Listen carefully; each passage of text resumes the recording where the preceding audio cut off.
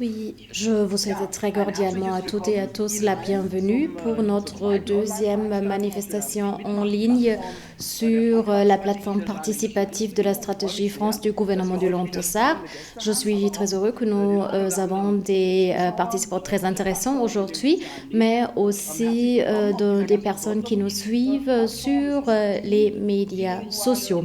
Vous êtes sur la plateforme en ligne sur laquelle vous pouvez trouver des informations sur la stratégie France du gouvernement de Lantessar, mais vous pouvez aussi formuler des propositions ainsi que des critiques pour que nous puissions encore améliorer notre orientation France. La participation était notre objectif depuis le début. Beaucoup de partenaires ont contribué à l'élaboration de la stratégie France. Donc, dès le début, nous avions une approche participative et depuis cette année, depuis le 19 novembre, nous sommes ouverts à vos propositions, à vos thématiques dans le cadre de la stratégie France. Le 19 novembre, nous avons conjointement avec la vice-ministre-présidente du Long-Tessar inauguré cette plateforme bilingue. Les manifestations seront tous traduites et il y aura aussi des manifestations en français, d'autres sont en allemand et français et traduites.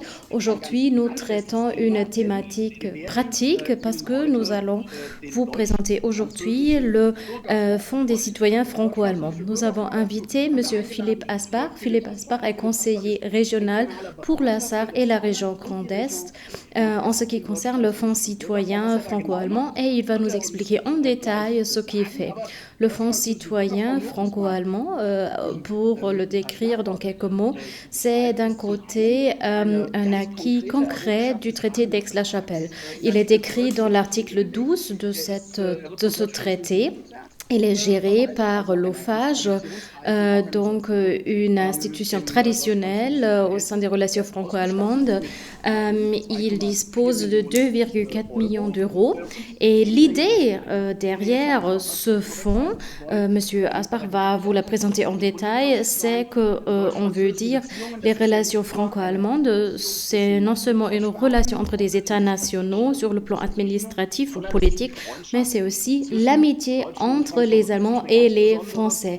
C'est une liaison donc d'amour, donc entre guillemets, entre deux peuples, et cela vit grâce à beaucoup de petits projets qui de temps en temps échouent parce qu'ils n'ont pas les moyens nécessaires pour faire avancer les choses. Et c'est le point d'accrochage du Fonds citoyen franco-allemand.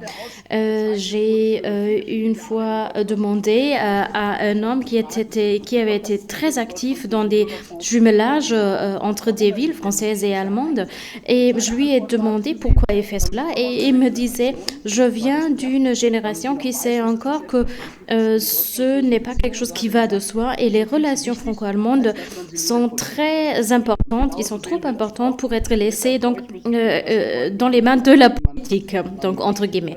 C'est pourquoi je suis très heureux de pouvoir saluer aujourd'hui Monsieur Philippe Aspar qui va nous donner des informations concrètes sur ce fonds, donc sur les possibilités qu'ouvre ce fonds et nous avons aussi invité deux autres personnes qui vont pouvoir parler des expériences qu'ils ont déjà pu faire avec ce fonds. Donc, je salue Oliver Rack du Open Government Network Allemagne ainsi que Monsieur Batz de la Fondation ASCO.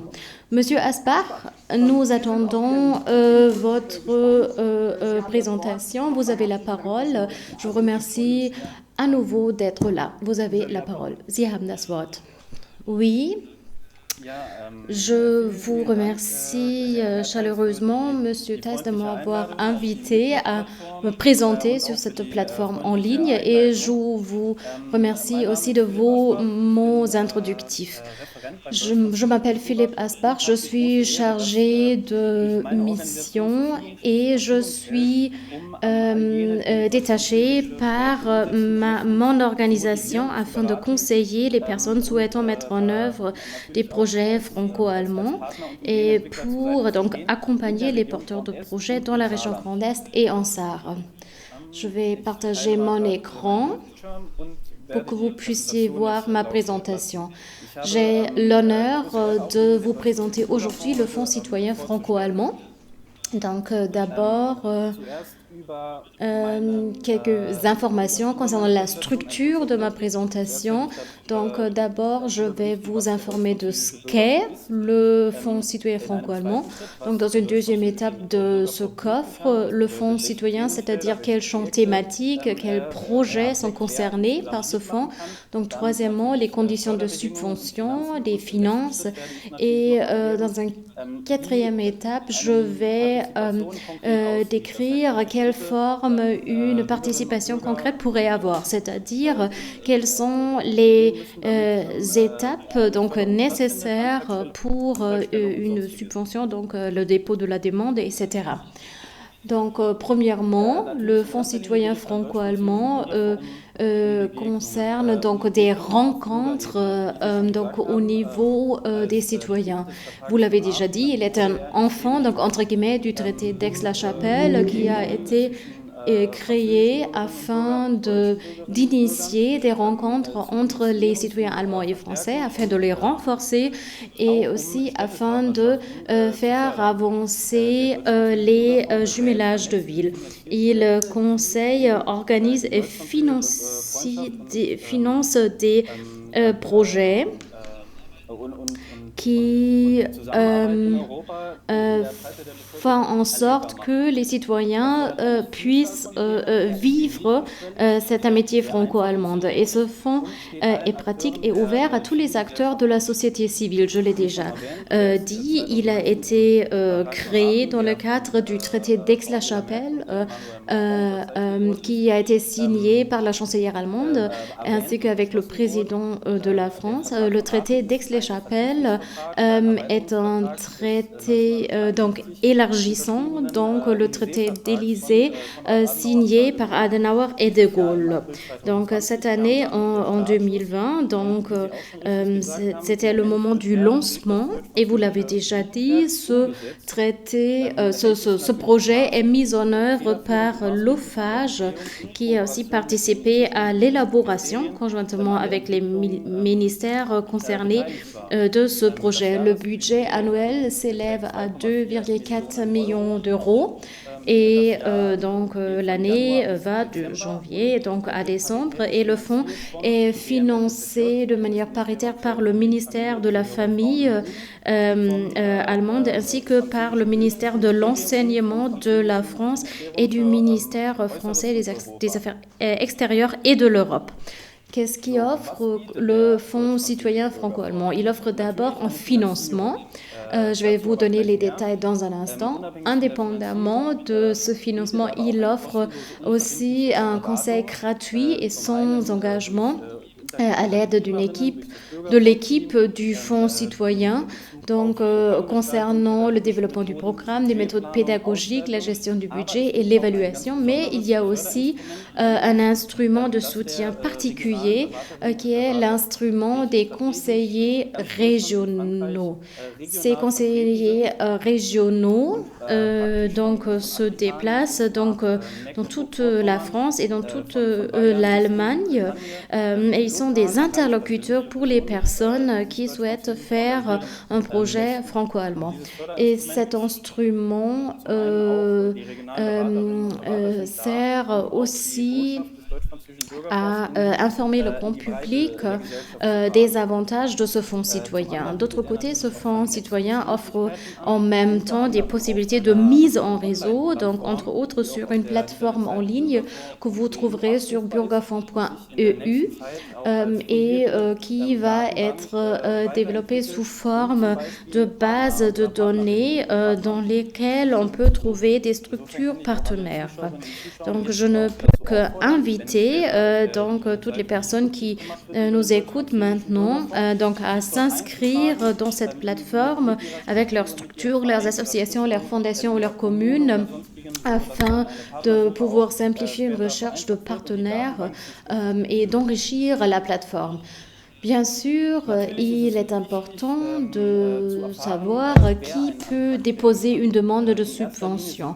Ce sont d'abord des personnes morales, comme par exemple des associations, des communes et collectivités territoriales, des villages, mais aussi des villes, des communes, par exemple, qui peuvent déposer une demande. Bien sûr aussi les institutions scientifiques, les centres de formation, les acteurs de l'économie sociale et solidaire, les fondations et cela est un point particulier du Fonds citoyen, les groupes informels à partir de 3 personnes peuvent aussi déposer des demandes.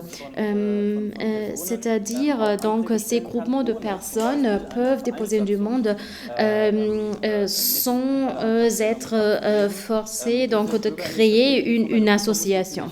Donc, ce groupe doit être composé de 3 personnes et doit pu être identifié donc, de l'extérieur. En ce qui concerne les types de projets éligibles, le fonds citoyen est relativement ouvert, donc bien sûr, il s'agit d'abord des rencontres entre les Français et les Allemands afin de faire avancer la compétence France des Allemands et la compétence Allemagne des Français.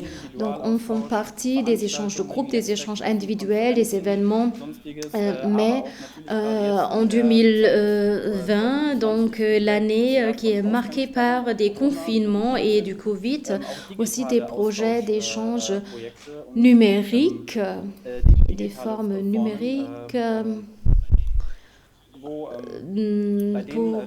dans lesquels les Allemands et les Français ont déjà fait preuve de créativité et ont montré qu'on peut se rencontrer donc en dépit du confinement. Je l'ai déjà dit, donc en principe, beaucoup de sujets sont éligibles, le sport, la musique, l'art, la culture, la protection de l'environnement sont par exemple des sujets éligibles. Ce qui est important, c'est que la visibilité vers l'extérieur soit une visibilité franco-allemande. Et toutes les thématiques traitées en partant de cette perspective franco-allemande sont libres. Et on peut donc dire que le Fonds citoyen franco-allemand est vraiment très, très divers. Quelques informations par rapport aux chiffres. Il y a 4 catégories de financement. Première catégorie de financement de 1 à 5 000 euros, la deuxième de 5 000 à 10 000 euros, troisième catégorie 10 à 50 000 euros et pour les projets particulièrement importants, les projets phares comme nous les appelons, il y a même possibilité de financement dans cette quatrième catégorie de plus de 50 000 euros. Jusqu'à 80% des frais peuvent être assumés ou refinancés par le Fonds citoyen. Par exemple, des frais de voyage et de séjour, d'organisation, mais aussi des frais de matériel, donc tout ce qui est lié à l'organisation d'une manifestation. Mais aussi des mesures de formation continue pour des bénévoles, par exemple, pour des collaborateurs qui contribuent à une meilleure mise en œuvre de projets. Mais aussi des honoraires pour des experts ou pour des interprètes qui traduisent, par exemple, de manière simultanée lors de manifestations. Il est important de souligner que plus je demande d'argent, donc plus mon projet doit correspondre aux critères de sélection. Ces critères de sélection que vous voyez sur cette slide sont 11 et par critères de sélection, nous attribuons 10 points Donc, par exemple, afin d'atteindre un financement de la catégorie 1, j'ai besoin de minimum 30 points. Pour la catégorie 2, minimum 50 points, 70 pour la catégorie 3. Et pour la catégorie des projets phares, j'ai besoin de minimum 80 points. Ces critères englobent, entre autres, des points comme innovation, partenariat franco-allemand, mise en réseau, apprentissage interculturel, mais aussi la mise en œuvre écologique du projet. Comment est-ce qu'on peut profiter du Fonds citoyen franco-allemand? Donc d'abord, j'ai déjà dit que ce fonds est facilement accessible et c'est vraiment une caractéristique de ce Fonds de citoyens franco-allemand. Donc ceci se montre par exemple parce que le Fonds citoyen est accessible à tous. Je l'ai déjà dit, il y a une grande variété de sujets et ce qui est aussi très important, on n'a pas besoin de compétences linguistiques de l'autre langue. C'est-à-dire à partir du moment où je développe mon idée franco-allemande jusqu'au contact avec les conseillers régionaux ou avec le bureau du Fonds citoyen. Donc en passant par le dépôt de la demande, la communication peut se faire uniquement en allemand ou en français, parce que les conseillers régionaux sont bilingues et peuvent vous conseiller dans les deux langues, ainsi que le bureau du Fonds citoyen. Il n'y a pas de limite d'âge et je l'ai déjà dit, des groupes informels peuvent aussi participer. Ce qui est aussi très important et ce qui contribue à l'accessibilité du fonds, c'est qu'il n'y a pas de durée minimale de projet. Je peux par exemple développer donc un séminaire qui commence en janvier et qui se termine en décembre, ou que je n'organise que pendant une semaine en été, ou seulement une soirée franco-allemande. Il n'y a pas de durée minimale. Les projets doivent simplement commencer et se terminer dans la même année donc, du calendrier. Les demandes peuvent être déposées en ligne et tout au long de l'année, sauf pour les projets de la catégorie 4 où nous publions donc une fois par trimestre des délais pour le dépôt de demande. Donc si vous souhaitez participer, vous pouvez miser donc sur le soutien du Fonds franco-allemand. Parce que organiser un projet franco-allemand, c'est élargir son horizon, c'est faire des rencontres amicales et multiplier son impact. Et donc, bien sûr, c'est faire vivre l'amitié franco-allemande, c'est faire vivre l'Europe. Et ça signifie donc en même temps, et c'est le message du Fonds franco-allemand des citoyens. Donc, même si je n'ai jamais été actif dans le domaine du franco-allemand, mais si je ne trouve pas de financement pour mon projet, pourquoi ne pas chercher un partenaire français et organiser un projet franco-allemand et trouver donc la solution pour mes problèmes. Comment peux-je déposer une demande? Donc, si j'ai une idée, donc je peux contacter une organisation partenaire en France. Mais pour pouvoir déposer une demande, il ne faut pas absolument nécessaire, ce n'est pas absolument nécessaire d'avoir un partenaire. La recherche de partenariat peut être partie essentielle du projet. Et le porteur de projet soumet la demande de subvention. Avant cette étape, les conseillères et conseillers régionaux peuvent être contactés sur le site web et grâce au logiciel du Fonds citoyen franco-allemand, il y a là la possibilité d'exporter la demande sous format PDF pour discuter, pour l'envoyer aux conseillères et conseillers régionaux afin de faire avancer les choses dans la bonne direction pour que le projet puisse devenir éligible. Ce qui est aussi important, c'est que les projets des 3 premières catégories, c'est-à-dire allant jusqu'à 50 000 euros, je l'ai déjà dit, on peut déposer la demande pendant toute l'année, mais ce devrait être le cas au minimum 6 semaines avant le début du projet. En ce qui concerne le projet de la catégorie 4, je l'ai déjà dit, la date limite sera publiée sur notre site web. Après cela, la demande de subvention est examinée. Donc, normalement, on reçoit la réponse du bureau du Fonds citoyen franco-allemand en dehors de 3 ou 4 semaines. Le projet se concrétise, est mis en œuvre et après cela, donc, on introduit donc, les justificatifs des dépenses pour être remboursés. Donc, ceci étaient les informations les plus importantes concernant le Fonds citoyen franco-allemand. Et j'attends maintenant les présentations donc, des 2 autres intervenants et l'échange avec le public. Vous y voyez mes coordonnées de contact. Je suis toujours là pour vous. Si vous avez une idée, n'hésitez jamais à me contacter. Appelez-moi simplement pour que le projet franco-allemand de votre structure devienne éligible. Et plus l'idée est concrète, donc plus c'est facile, donc ça c'est clair, mais les conseillères et conseillers régionaux sont là pour vous informer et pour vous aider. Le Fonds citoyen franco-allemand s'inscrit complètement dans la stratégie France du Lantosar. Donc, Monsieur Thaes, je vous remercie à nouveau chaleureusement de m'avoir invité.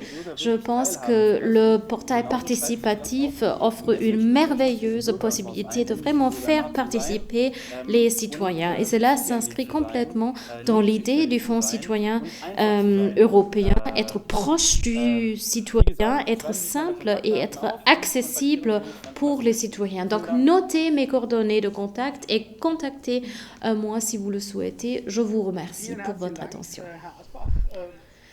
Merci beaucoup, Monsieur Aspar. Si on entend votre présentation, donc on aimerait tout de suite développer un projet et vivre la métier franco-allemande. Ça semble être très simple, très facile, très accessible pour les citoyens. Et il y a déjà de premières personnes qui ont fait des expériences avec vous, c'est-à-dire des personnes qui ont élaboré des projets qui sont cofinancés ou financés par votre fonds. Je salue Monsieur Rack et Monsieur Beitz. Monsieur Beitz travaille pour la Fondation Europe ASCO et Monsieur Rack travaille pour le Open Government Network Allemagne. Et ils ont déjà pu faire des expériences concrètes et on va maintenant leur donner la parole avant de répondre aux questions qui nous sont envoyées sur Facebook. Donc, Monsieur Beitz, je vous invite à commencer. Oui, merci beaucoup, Monsieur Thaes. Merci beaucoup, Monsieur Aspar. Merci de m'avoir invité et merci de me donner la possibilité de décrire brièvement les expériences que nous avons pu faire avec le Fonds citoyen franco-allemand. Monsieur Thaes l'a déjà dit, nous avons commencé sous peu de traiter la question de ce fonds. Notre fondation, basée ici à Saarbrück, qui s'inscrit non seulement dans l'idée de l'intégration européenne, mais aussi dans l'idée de se faire rapprocher les sociétés civiles allemandes et françaises, a développé avec un partenaire français, avec la Fondation de France et son site à Strasbourg, qui est l'interlocuteur pour la région de Grand Est. Et notre idée, c'est d'organiser des rencontres entre des représentants de fondations dans notre région. Donc, pour le dire de manière plus concrète, notre idée était d'organiser une journée de fondations franco-allemandes afin de systématiser les travaux des fondations dans notre région. C'était une particularité en Allemagne et en France, et ni l'organisation fêtière en Allemagne ni en France avait jamais organisé donc une telle chose. Donc la question qui se posait était comment un tel projet peut être cofinancé par des partenaires externes. Nous avons eu l'idée de profiter des fonds citoyens franco-allemands, et je vais vous décrire comment cela s'est passé. Nous coopérons avec les interlocuteurs du Fonds citoyen franco-allemand depuis des semaines, et je ne peux que souligner tout ce que M. Aspar a dit. Le fonds est vraiment facilement accessible. Les conseillers du Fonds citoyen font vraiment preuve de pragmatisme. Ils travaillent de manière très constructive, très orientée vers des solutions et vraiment de manière non bureaucratique. Pendant les dernières décennies, nous avons souvent coopéré avec d'autres partenaires financeurs. Nous avons déjà certaines expériences en ce qui concerne le dépôt de demandes de subventions, etc. Et je ne peux que confirmer ce que M. Aspar a dit. Ce fonds est vraiment facilement accessible. Il n'est pas du tout compliqué, et nous espérons aussi pouvoir coopérer avec le fonds citoyens dans les années à venir. Et là, nous sommes vraiment très optimistes. Donc, ceci, donc, en tant que première description de la part de la ASCO Europa Fondation. Monsieur Batz, merci beaucoup de nous avoir présenté vos expériences, et je vais maintenant donner la parole à Monsieur Oliverak, et je vais lui donner aussi la possibilité d'expliquer comment la coopération avec le Fonds citoyen franco-allemand s'est déroulée de votre point de vue. Oui, merci beaucoup, Monsieur le secrétaire d'État. Et je remercie aussi Monsieur Aspar pour ses propos introductifs. Nous avions organisé un projet dans la région du Rhin supérieur, et dans le cadre de ce projet, nous avions prévu d'élaborer un premier projet de open government, c'est-à-dire d'une interaction entre le gouvernement, la société civile et l'économie. Et un élément central de cela est la thématique des données ouvertes, c'est-à-dire des données qui sont partagées par plusieurs acteurs. Et le défi spécifique qui se pose, c'est que il faut réfléchir cela en partant d'une motivation européenne au-delà des frontières, et toutes les questions liées aux données, comme par exemple les différentes structures, les différentes conditions juridiques sont très importantes. Nous avions invité différents experts. Ce qui était très intéressant, c'était de voir que le BMI, c'est-à-dire le ministère allemand de l'Intérieur, est en train d'élaborer conjointement avec la France un système d'observation territoriale le long de la frontière. Et ceci est le départ pour créer une harmonisation de données, et la prochaine étape serait la transmission de cela dans le domaine des données ouvertes, et la question de savoir comment le Open Government peut contribuer à la coopération et au rapprochement donc des différents partenaires au sein de l'Europe.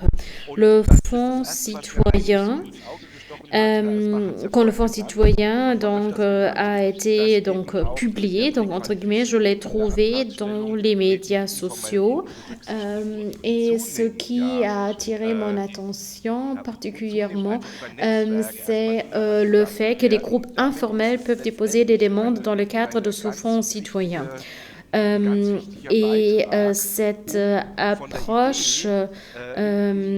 Cette approche est une contribution très importante, à mon avis, pour aller de l'idée à la mise en œuvre. Parce que beaucoup de choses commencent de manière informelle et là, donc, on ne peut que souligner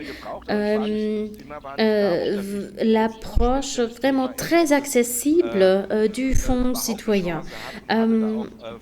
Donc, si toujours quand j'avais une question, j'ai pu contacter mon interlocutrice qui m'a toujours répondu immédiatement. On nous a vraiment très bien accompagnés, conseillés, et en ce qui concerne la visibilité de notre projet, elle a vraiment été très bonne grâce au Fonds citoyen. Donc, je pense que ce fonds est vraiment un très bon outil dans le domaine de la coopération transfrontalière et je ne peux que vous inciter à profiter de cet instrument et à élaborer de très bonnes choses grâce à cet outil. Monsieur Rack, Monsieur Bat, je vous remercie. Les projets que vous avez présentés sont des projets très intéressants et ils montrent très bien la plus-value franco-allemande. Et les expériences que vous décrivez nous encouragent vraiment les gens à contacter M. Aspar et ses collègues et à profiter de ce lien donc, que crée le fonds franco-allemand. Donc, j'essaie de noter donc, toutes les questions qui ont été posées. Mais d'abord, j'aimerais saluer Madame Catherine Robinet, qui travaille maintenant à Paris et qui était consul générale en France. Donc, Madame Robinet, c'est un plaisir de voir que vous participez aussi donc, à cette manifestation. La première question a été posée par Madame Anna Rosebrock. Elle nous a contactés sur Facebook et elle écrit. Donc, si mon projet franco-allemand correspond aux critères, mais si le budget prévu pour le fonds n'est plus disponible, donc qu'est-ce qui se passe? Donc, Monsieur Aspar, qu'est-ce que vous faites si vous n'avez plus d'argent? Je dois dire que ce sont les bureaux à Berlin et à Paris qui vont décider, mais le Fonds citoyen franco-allemand est très transparent, très bien accessible. C'est-à-dire, on ne va jamais vous donner un simple non. On va toujours expliquer ce que se passe et bien sûr recommander à déposer à nouveau une demande, donc dans de tels cas. Parfait. Maintenant, la prochaine question qui nous a été envoyée sur Facebook par Madame Koenig. Et elle demande, est-il possible de faire participer des partenaires luxembourgeois dans un projet franco-allemand? Peut-on donc ouvrir des projets à d'autres partenaires? Qu'est-ce que cela signifie pour l'éligibilité? Oui, c'est une question que nous posons souvent au sein de la grande région et beaucoup de porteurs de projets posent cette question parce que il y a beaucoup de coopération aussi également avec les partenaires luxembourgeois. Donc, c'est d'abord un fonds citoyen franco-allemand qui, donc, selon les dispositions du traité d'Aix-la-Chapelle, est disponible pour les Français et les Allemands. Mais si des luxembourgeois participent au projet, ceci est aussi possible, mais la visibilité vers l'extérieur doit d'abord être une visibilité franco-allemande. Donc, si j'ai bien compris, ça dépend donc du point central donc de la manifestation. Donc, au centre du projet donc, doivent être les relations franco-allemandes, même si des luxembourgeois ou belges peuvent aussi participer. Oui, oui, absolument. Oui, oui, absolument. Donc, tous les citoyens donc, de l'Europe entière peuvent participer. Et les thématiques peuvent bien sûr aller au-delà de la France et de l'Allemagne. Mais la visibilité du projet, donc, en tant que tel, doit d'abord être une visibilité franco-allemande. Donc, ce sont les compétences donc franco-allemandes des participants qui doivent être renforcées. Mais des citoyens luxembourgeois ou italiens, par exemple, peuvent bien sûr aussi participer aux manifestations. Donc, une question concernant votre présentation.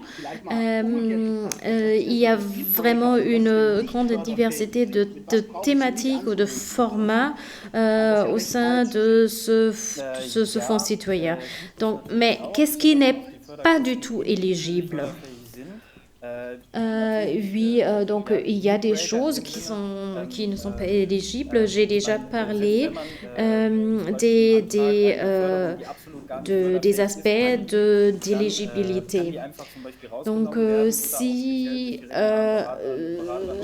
on décrit dans la demande des choses qui ne sont pas éligibles, donc les conseillers régionaux vont attirer l'attention du porteur de projet à cela pour qu'il puisse corriger. Je dois souligner que les projets de partis politiques ou de personnes morales qui ne sont pas donc d'intérêt, avec des projets qui ne sont pas d'intérêt général, ne sont pas éligibles, tout comme les investissements de longue durée. Donc, je ne peux pas donc faire rénover un bâtiment pour y organiser des projets franco-allemands à l'avenir. Ou des projets qui contiennent l'acquisition de biens immobiliers, par exemple. Ceci sont des grandes choses qui ne sont pas éligibles. Donc, pour le reste, c'est très ouvert. Je l'ai déjà dit et je me permets d'ajouter que des projets qui pourraient être financés par l'OFAGE sont aussi exclus d'une promotion grâce au Fonds citoyen si la manifestation se dirige de manière exclusive à des enfants et des citoyens. Donc, le dialogue entre les générations est bien sûr possible, mais les projets particuliers pour enfants et pour jeunes ne peuvent pas être financés par notre fonds parce qu'ils seront financés par l'OFAGE. C'est une information très intéressante. Nous avons maintenant plusieurs questions par Madame Denise Rodriguez qui nous remercie d'abord pour les présentations intéressantes. Elle pose aussi une question concernant la somme maximum éligible et elle souhaiterait lancer l'idée d'un blog franco-allemand concernant la gastronomie en grande région.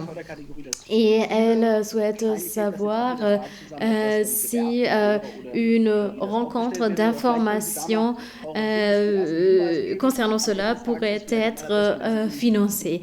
Vous pouvez peut-être donner quelques informations à Madame Rodriguez.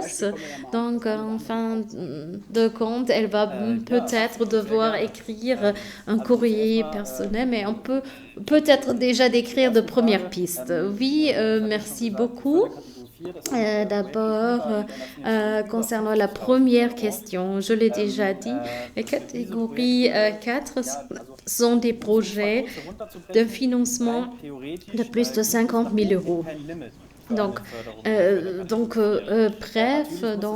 en théorie, il n'y a pas de limite, il n'y a pas de plafond. dans la catégorie 4. Mais bien sûr, ça doit être proportionnel et dans les réunions des jurys, on prend les décisions.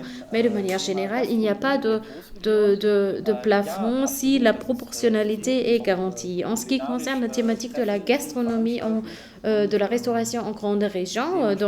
Oui, bien sûr, on peut organiser des rencontres culinaires de manière transfrontalière, entre les citoyens, afin de s'échanger sur la thématique de la restauration. Absolument, ceci aide à faire avancer une mise en réseau et c'est une bonne chose, oui. Merci beaucoup, Madame Rodriguez. Ça vaut vraiment la peine de contacter Monsieur Aspar. Peut-être une question concernant la structure du Fonds citoyen franco-allemand. Dans votre métier principal, vous travaillez pour le Conseil culturel franco-allemand. Comment pouvez-vous décrire le rôle des conseillers régionaux et ce que je trouve très intéressant, vous êtes l'interlocuteur pour la Sarre et la région Grand Est. C'est une vraie position transfrontalière. Est-ce que c'est une particularité ou c'est normal dans le cadre de ce fonds? Oui, je porte deux casques. Le Conseil culturel franco-allemand qui a aussi été créé par de Gaulle École en 1988, me met à disposition en tant que conseiller régional pour la région Grand Est et la Sarre. Et ceci est aussi le concept des conseillers régionaux, de travailler déjà dans une structure qui est active de manière transfrontalière sur le plan du bénévolat ou des citoyens, par exemple, et tous les autres conseillers font partie de structures comme par exemple le Centre culturel franco-allemand à Nantes, ou Peuple et Culture, une association bénévole à Île-de-France, ou aussi une association de Neckarshausen. Là aussi, il y a un conseiller régional et Madame Docteur Marguerite Médorn est aussi une conseillère régionale. Ces conseillers régionaux sont toujours mis à disposition par une structure pour avoir une visibilité, un rayonnement vers l'extérieur. Je ne suis pas seule. En Rhénanie-Palatinat, il y a aussi Monsieur Jonathan Spindler, qui est par exemple très actif en ce qui concerne les relations entre la Bourgogne-Franche-Comté et la Rhénanie-Palatinat. En Bavière, il y a une structure qui coopère fortement avec la Bretagne et ils ont aussi un partenaire, conseiller régional pour la Bavière et pour la Bretagne. La particularité dans mon cas, c'est que mes deux régions, les deux régions qui me concernent, sont des régions transfrontalières et que mon travail diffère peut-être du travail de mes collègues dans d'autres parties de l'Allemagne, de la France, où les citoyens sont moins sensibilisés pour l'aspect franco-allemand. Mais ça, c'est l'objectif du Fonds citoyen franco-allemand. D'informer les citoyens de ce qu'est la France, de ce qu'est l'Allemagne et de les animer à mettre en œuvre les projets de manière transfrontalière. Oui, merci beaucoup, Monsieur Aspar. Une question. Est-ce que Monsieur Baetz et Monsieur Rack sont encore là? Ah oui, je les vois. Ce que vous avez décrit, c'était vraiment une description donc très positive. Mais je vous demande directement, est-ce que vous feriez donc à nouveau un projet avec le Fonds citoyen et pourquoi? Donc, je vous demande de répondre brièvement. Donc, je vais commencer avec Monsieur Batz.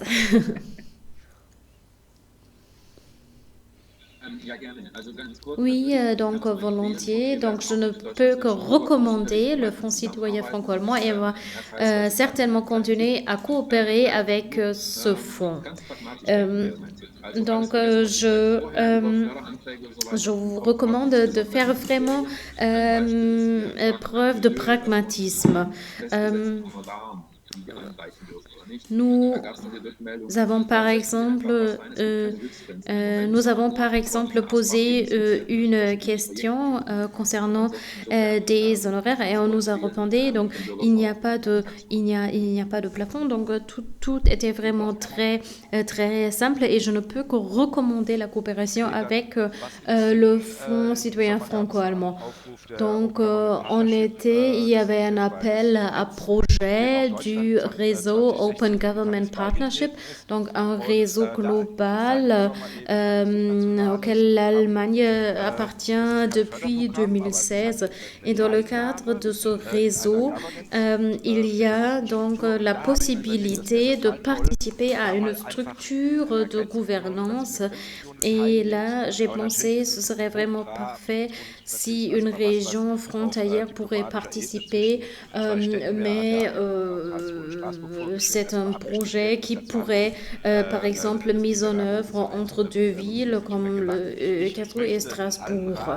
Mais je recommande donc à tout le monde de suivre le Fonds citoyen dans les médias sociaux, donc pour regarder les thématiques, donc pour voir ce qu'est le fonds, pour voir ce qu'est la motivation derrière, afin de pouvoir donc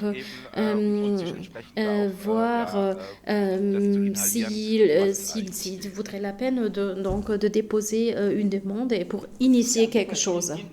Oui, merci beaucoup. Je vous remercie de ces très bonnes recommandations. Donc, suivre le fonds et faire preuve d'ouverture en ce qui concerne les projets. Donc, je vous remercie tous les trois d'avoir pris le temps de participer à cette manifestation.